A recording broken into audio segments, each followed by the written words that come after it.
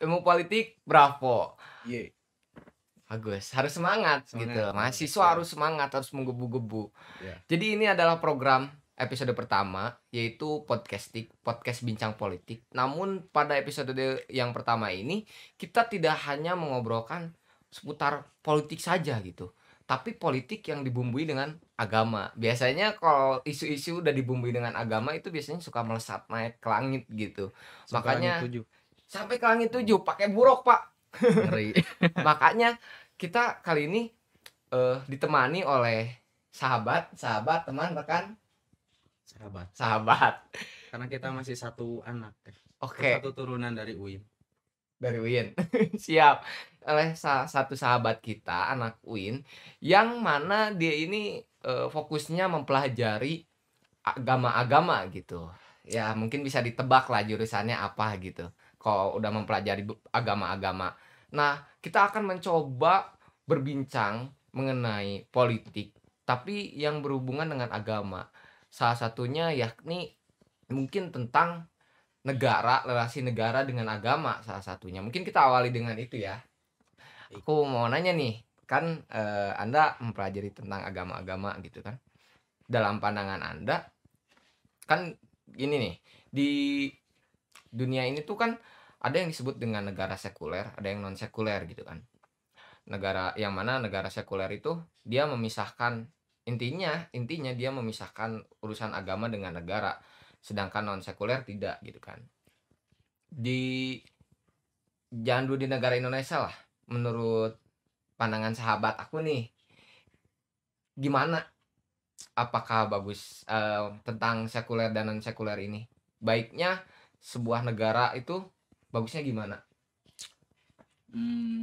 Kita bahas dari kota aja dulu ya, negara atau lingkupnya besar itu. Oh boleh. Contoh.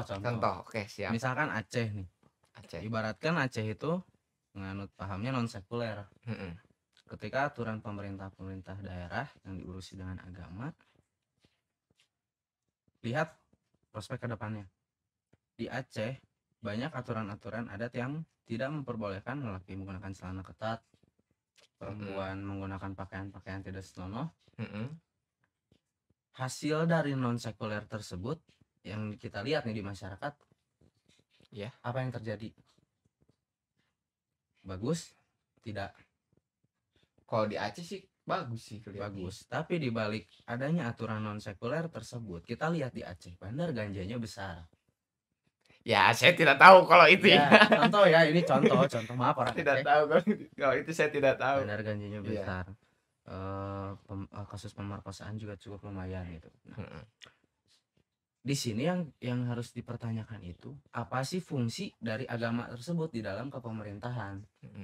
Apakah agama tersebut punya pengaruh dalam pengambilan keputusan, atau agama tersebut mengatur bagaimana jalannya dari aturan pemerintah itu gitu.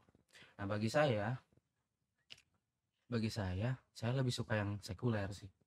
Memisahkan. Gitu. Soalnya gini, ketika rasional dibenturkan dengan agama itu belum tentu sempurna. Kenapa? Banyak pandangan agama yang dianggap tidak rasional oleh penganut agama lain. Contoh kita dari Islam. Ketika kita sholat aja ya, sehari 5 waktu nih.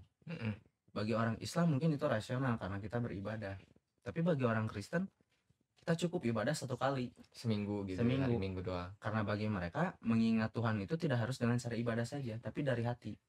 Nah, tapi plusnya nih bagi orang Islam, karena kita ibadah 5 kali, setiap hari kita mengingat dalam 5 waktu gitu.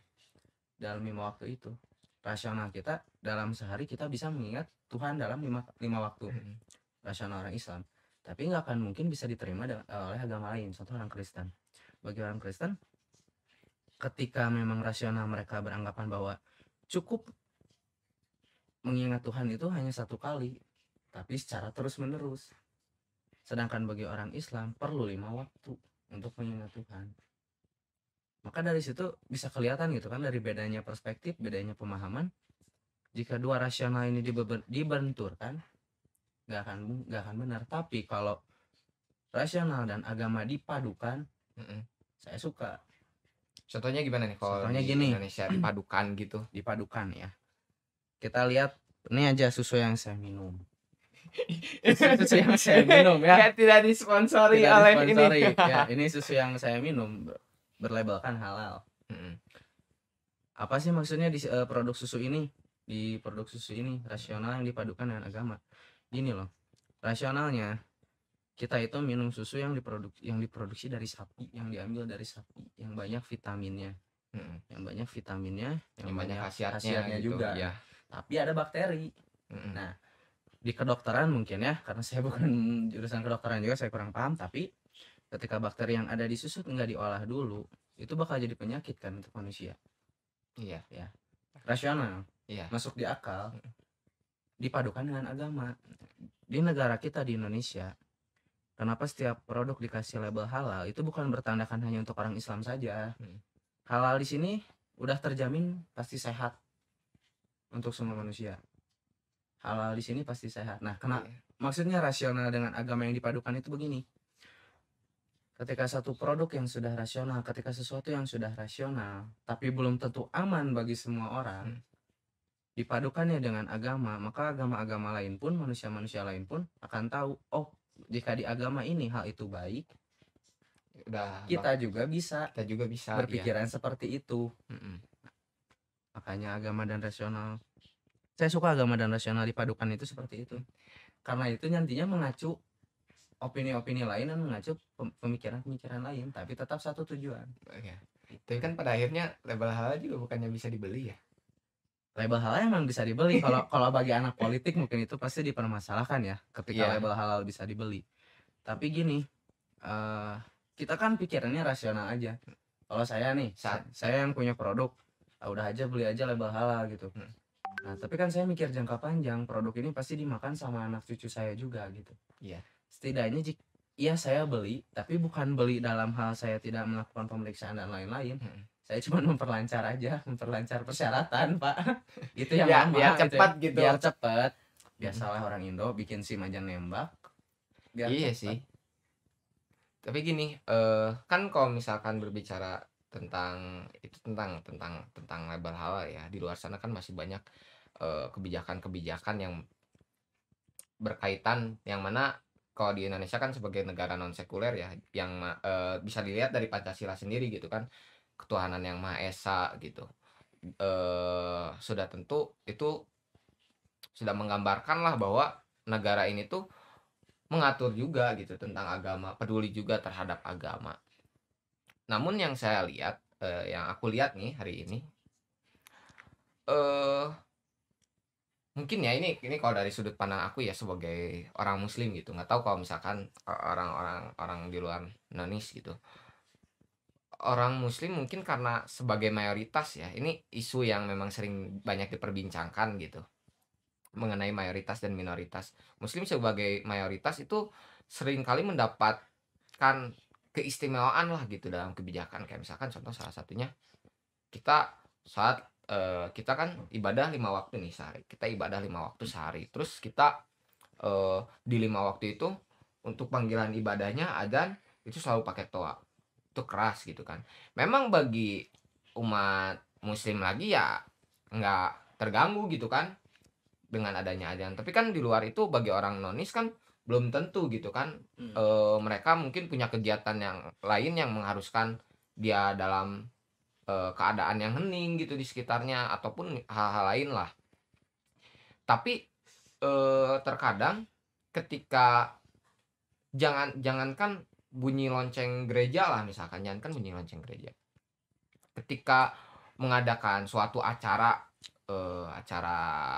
tahunan lah, misalkan kalau di Islam mungkin lebaran gitu kan, ini di luar nonis mungkin acara tahunan apa, kadang-kadang suka ada aja oknum-oknum, saya nggak bilang ini ya, mungkin bisa disebut aja oknum gitu yang kadang-kadang menentang segala macam, mengganggu ketertiban masyarakat. Itu gimana? Oh ya, gini, saya pernah beberapa kali datang ke tempat agama gitu ya, melalui riset atau mini riset gitu.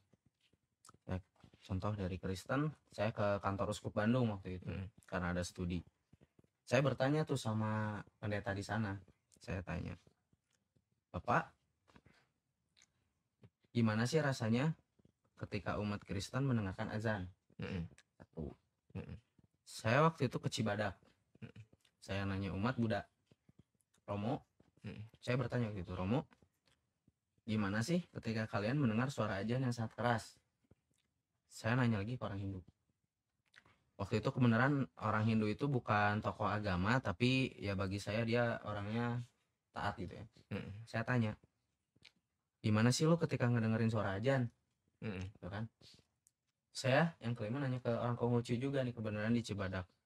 Saya nanya juga, kalau misalkan dengerin ini di masyarakat ya, karena mayoritas Cibadak itu Konghucu. Saya nanya ke masyarakat, gimana sih ketika kalian mendengarkan suara azan? Dari semua agama itu satu pertanyaan dengan beberapa jawaban dari yang berbeda agama. Yang saya riset ya, jawabannya hampir sama. Mereka tidak merasa terganggu, tapi itu jadi alarm buat mereka. Gitu. Mungkin kalau kita yang orang Islam yang fanatik mikirnya, anjir kok disamain sama alarm gitu kan. Ini tuh sakral, tapi gini bagi mereka. Ketika mereka mendengarkan azan nih, contoh azan subuh. Azan subuh. Azan subuh itu bagi mereka bikin kaget gitu. Jadi suaranya yang keras. Udah menandakan udah masuk pagi. Iya, gitu. Bikin mereka kaget. Bikin mereka kagetnya itu bukan dalam artian gak suka, tapi oh ini udah pagi nih. Udah waktunya bangun gitu. Malah mereka kadang gini, ada satu teman saya yang nonis ngomong, gue paling suka denger azan. Lah kenapa mau pindah? Gitu kan. Lah kenapa mau pindah? Bukan. Gue paling suka denger azan karena itu pengingat gue buat bangun. Gue butuh berangkat pagi. Ya gue kan otomatis harus simpan alarm kan. Sedangkan alarm HP buat orang-orang kebluk susah buat bangun. Tapi azan yang suaranya kemana-mana itu bisa buat bangun dia. Yang kedua. Terus rata-rata pada jawabnya gini juga. Apa yang harus nggak disukain dari azan? Kalau misalkan karena suaranya keras, dan kemana-mana, bagi orang-orang agama lain pun yang ada yang penasaran juga kan, nanya kenapa sih suara azan harus keras. Ketika kita menjelaskan gimana ceritanya awal mula ada azan, gimana perjuangannya Bilal bin Rabah waktu itu mau azan, mereka juga kagum gitu. Oh, orang Islam itu banyak. Orang Islam itu punya kegiatan setiap harinya, ibadah mereka dilakukan setiap hari, mereka butuh pengingat. Dan bagi orang-orang yang oknum gitu, yang nggak suka dengan suara azan, kenapa harus nggak suka gitu?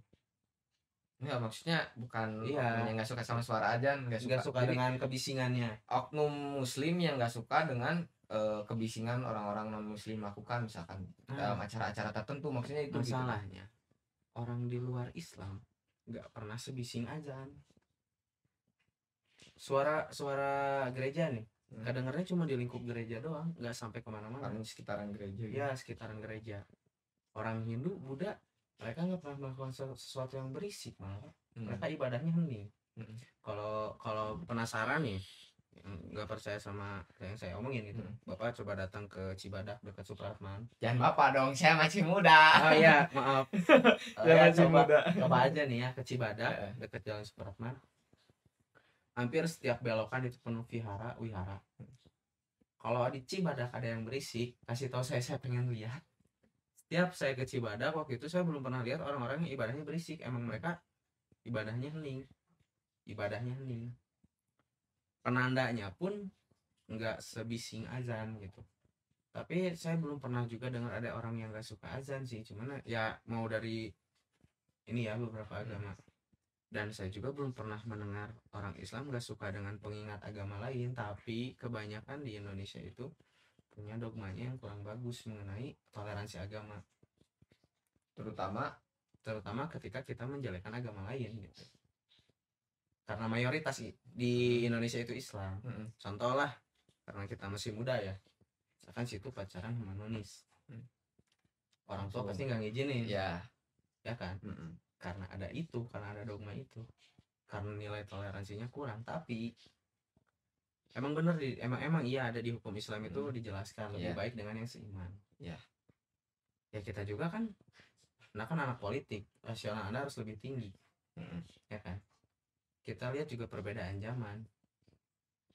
Kita bukan di zaman yang dulu. Soalnya gini, kalau buat saya gitu, saya nggak muluk-muluk nggak harus mengikuti zaman-zaman dulu gitu. Soalnya emang aturan itu berlaku sampai ke depannya gitu ya, di kitab aturan itu. Tapi saya menjalankannya sesuai dengan zaman yang saya lalui gitu. Oh, atau jangan jauh-jauh dulu ke sana lah. Kayak misalkan ketika mungkin ya, saya nggak tahu orang sekarang gimana ya. Tapi dulu saya suka mendengar, eh, perbincangan, suka ada yang ngomong kalau misalkan kayak tayangan di TV nih Naruto lah misalkan sore-sore suka di stigmanya tuh itu mohon maaf ya misalkan contoh itu sebuah bentuk kristenisasi atau segala macem lah atau untuk menginikan orang Islam agar apa agar ini dari agamanya agar lepas dari agamanya gitu. Sedangkan padahal mungkin nggak ada maksud apa-apa, itu strategi aja biar karena anak-anak kosongnya sore gitu kan. Tapi selalu di stigma gitu atau misalkan pejabat nih ngomong ucapan selamat Natal kayak seakan-akan langsung apaan sih pejabat ngomong selamat ucapan Natal gitu kan, padahal dia orang Islam segala macam. Apa tadi pembahasan Naruto ya? Iya Sore. Naruto. Jadinya tuh emang kristenisasi. Iya segala sesuatu di stigma negatif lah. Stigma negatif. Sekarang gini ya, karena kayaknya bahasanya kurang halus deh kalau mengkristenisasi, jadi seakan-akan kita menyudutkan Kristen ya. Iya, lebih ke itu menjauhkan dari Islam aja gitu. menjauhkan dari Islam. Sebenarnya kalau yang gitu sih pemikiran masyarakat bodoh sebenarnya. Masyarakat terbelakang gitu. Terbelakang. Mereka kurang wawasan dan mereka tetap berfanatik. Sebenarnya gini ya, kalau misalkan membahas tentang acara TV yang lain-lain, itu kan bisnis gitu. Bisnis, sedangkan bisnis itu tidak mengenal waktu. Iya. Tidak mengenal waktu. Ya, sekarang kalau ngebahas itu menjauhkan dari Islam ya gimana manusianya juga sebenarnya. Ya kalau emang kita punya keyakinan tinggi ya, kalau ketika emang itu udah waktunya kita beribadah, ya stop dulu Naruto-nya iya, gitu. jangan dulu berpikiran fanatik tapi dianya tidak menjalankan dulu syariat agama. Iya. Sekarang menyalahkan ini, tapi dia bawa agama itu sebenarnya orang-orang munafik kalau buat saya gitu, terlalu munafik. Soalnya Allah juga membebaskan gitu ya, kalau orang-orang Islam pasti paham lah mengenai konsep syahadat gitu kan, lakukan dulu tanpa Tuhan kemudian bertuhanlah gitu. Ya sekarang kita punya konsep kayak gitu tapi masih menjudge orang, masih menyalahkan orang, bahkan menyudutkan agama lain. Itu lebih kayak ke dia cari sensasi kayaknya Pak, kurang wawasan. Emang kurang wawasan. Itu juga yang salahnya di negara kita gitu ya. Kan di negara kita nih ya, balik di negara kita tuh kan ada yang disebut Kemenag ya. Iya. Apa tuh Kemenag? Kementerian Agama Pak. Kementerian Agama. Kan namanya Kementerian Agama nih Iya. kan. Namanya Kementerian Agama. Saya berpikir awalnya bahwa konsep Kementerian Agama ini karena Indonesia ini bukan negara Islam gitu kan, negara untuk segala macam umat beragama di dalamnya. Terus sebagai negara non sekuler dia mengatur apa jalannya agama juga. Ya intinya dia mengatur jalannya agama juga.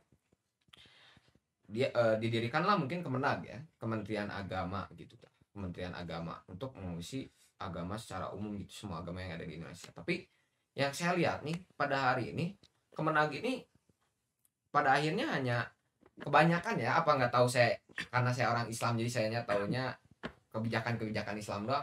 Kayak kebanyakan yang keluarinnya ya kebijakan Islam lagi ngatur Islam lagi kayak seakan-akan agama yang lain tuh dicuekin gitu bahasanya.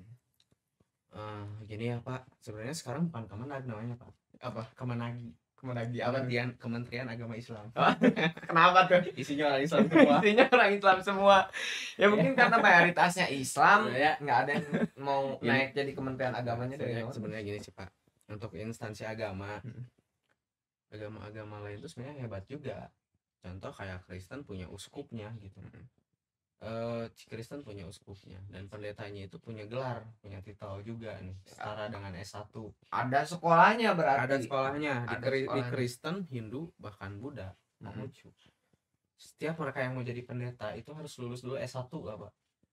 Ibaratkan ya, harus lulus S1. ibaratkan mereka boarding school dulu, mereka menempuh pendidikan dulu, membuang kemanusiaan mereka, baru mereka bisa jadi pendeta. Dan ketika mereka jadi pendeta, mereka akui negara dengan gaji UMR.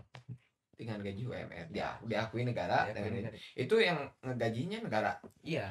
Apa uskup? Kalau tentang kesana saya juga belum terlalu paham, tapi saya pernah bertanya ke uskup bahwa mereka sudah diakui negara dan mendapatkan gaji gitu ya. Sedangkan di kita Islam Ustadz itu bayarannya masyarakat Pak, amplop. Nah oke lah, jangan bahas gajinya ya, itu gimana mereka masing-masing. Cuman kenapa ini masyarakat tahunya bahwa Kemenag itu isinya Islam?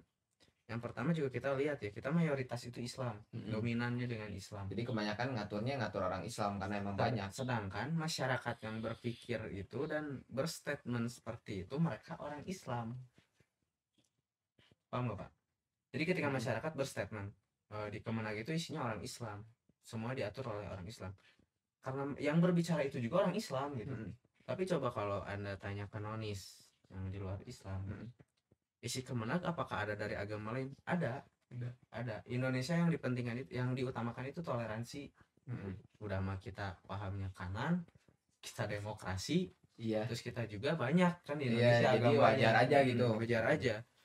Ada di Kemenag itu ada orang-orang di luar agama Islam dan mereka juga memiliki pangkat. Kenapa gitu? Karena Kemenag sendiri nggak mampu mengurusi semua agama. Ada bagian-bagiannya tertentu.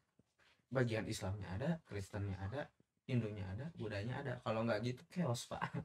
Oh gitu. Iya. Berarti kenapa kalau gitu KUA nih, Kementerian kantor urusan agama gitu, itu sebenarnya isinya saya nggak tahu ya, nggak pernah saya berurusan dengan KUA gitu. Isinya mengurusi agama Islam doang apa agama lain juga gitu.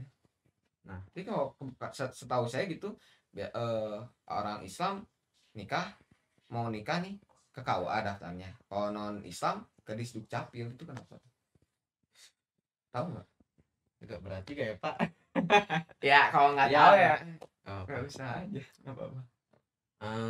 Kenapa orang Islam ke KUA, kenapa nonis ke apa? Di Disdukcapil. Tahu saya ke Disdukcapil. Sebenarnya enggak juga sih Pak. Saya juga ada nih KUA di daerah Cileunyi, kalau tahu ya ntar gitu kalau penasaran. Ntar kalau saya mau nikah ke sana gitu. Di dalam KUA itu bukan cuma urusan pernikahan, tapi ada bimbingan konseling dan sebagainya gitu. Pranikah dan sebagainya. Ada juga orang yang di luar Islam ke sana buat ikutan bimbingannya itu. Iya, pernikahannya itu. Nah, mengenai kenapa aturannya ketika orang Islam bisa di KUA dan orang nonis beda tempat gitu ya untuk mensahkan pernikahannya, itu lebih ke kayaknya kita harus lihat aturan negaranya Pak, kenapa bisa dibuatnya seperti itu. Saya belum mendalami itu, tapi untuk KUA khusus orang Islam enggak juga.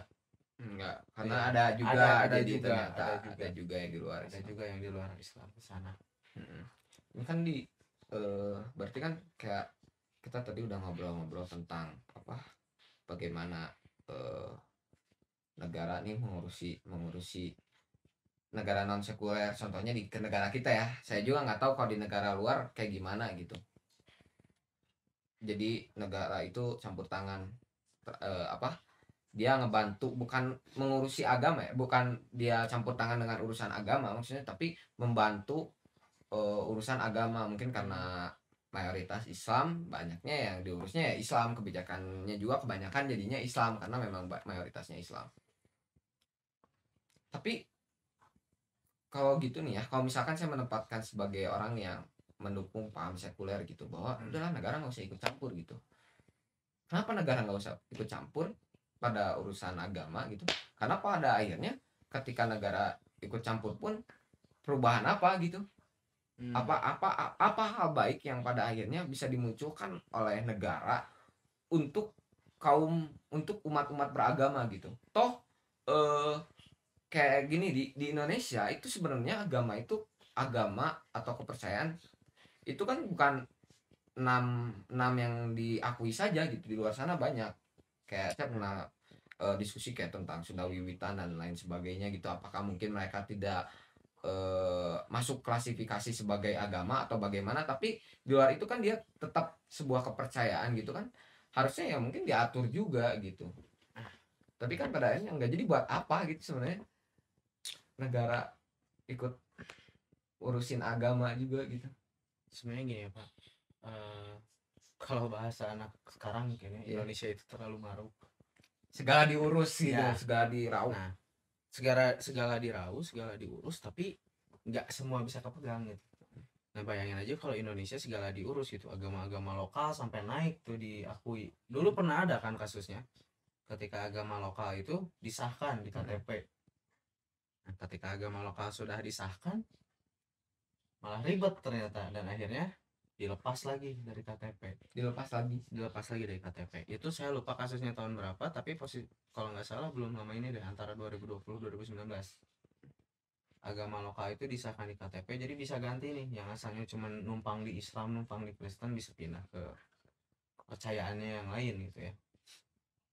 Tapi ketika memang itu sudah disahkan, urusan-urusan persyaratan dan lain-lainnya itu jadi ribet.